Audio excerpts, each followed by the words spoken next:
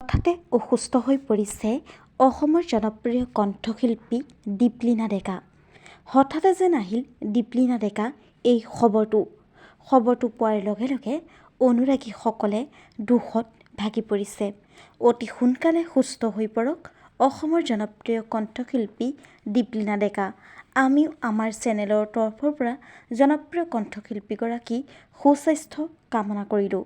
নমস্কাৰ বন্ধু বান্ধৱীসকল, আপোনালোক সকলোকে স্বাগতম জনাইছোঁ মই প্ৰতীক্ষাই SP নিউজ আছামিজৰ অন্য এটি নতুন ভিডিঅ'লৈ। আপোনালোকৰ বাবে লৈ আহিছোঁ পুনৰ এটি নতুন ভিডিঅ'টো সকলোৱে আদৰি ল'ব বুলি আশা কৰিছোঁ। সামাজিক মাধ্যম যোগে জনপ্ৰিয় কণ্ঠশিল্পী দীপলিনা ডেকাই নিজেই জনালে এই খবৰটো। তেওঁ কয় যে মোৰ বৰ্তমান গাটো অলপ ভাল নহয়, মাতটো অসুস্থ হৈ পৰিছে।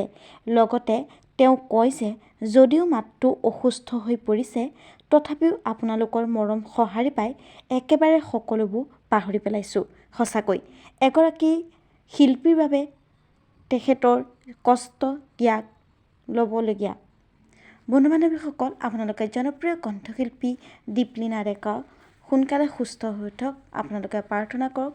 আমিও আমাৰ চেনেলৰ তৰফৰ পৰা তেখেত যে সোনকালে সুস্থ হৈ উঠে তাকে প্ৰাৰ্থনা কৰিছোঁ ভগৱানৰ ওচৰত। বন্ধু বান্ধৱীসকল, আজিলৈ ভিডিঅ'টো আছিল ইমানখিনিয়ে। আশা কৰিলোঁ আপোনালোকে ভিডিঅ'টো চাই ভাল পালে। তেন্তে ভিডিঅ'টোত এটা লাইক কৰিব, কমেণ্ট কৰিব, শ্বেয়াৰ কৰিব, লগতে চেনেলটো ছাবস্ক্ৰাইব কৰি কাষতে থকা বেল আইকনটো প্ৰেছ কৰি অল কৰি দিবলৈ নাপাহৰিব। ধন্যবাদ।